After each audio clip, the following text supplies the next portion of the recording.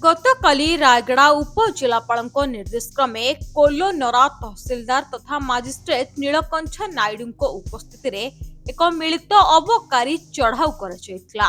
ଅବକାରୀ ବିଭାଗର deputy SP Gupteswar ପ୍ରଧାନଙ୍କ ନେତୃତ୍ୱରେ ଏସ୍ଆଇ ସଞ୍ଜୟ କୁମାର ପ୍ରଧାନ, ଦିନେଶ କୁମାର ଖ୍ରୀଷ୍ଟ, ବିଷ୍ଣୁପଦ ଖରା ସହ ଏପିଆର ଫୋର୍ସ ସହ ଚାନ୍ଦିଲି ଥାନା ଅନ୍ତର୍ଗତ ମୁକୁନ୍ଦପୁର ଲକ୍ଷ୍ମୀପୁର ଛକ ଅଞ୍ଚଳରେ ଚଢ଼ାଉ କରି 2150 ଲିଟର ମହୁଲି ପୋଚକୁ ନଷ୍ଟ କରିଥିବା ସହ 210 ଲିଟର ମହୁଲି ମଦ ଜବତ କରି 2 ଜଣଙ୍କୁ ଗିରଫ କରାଯାଇଛି ବୋଲି ଅବକାରୀ ବିଭାଗର ଏସ୍ପି ଗୁରୁବାର ଅପରାହ୍ନରେ ସୂଚନା ଦେଇଛନ୍ତି।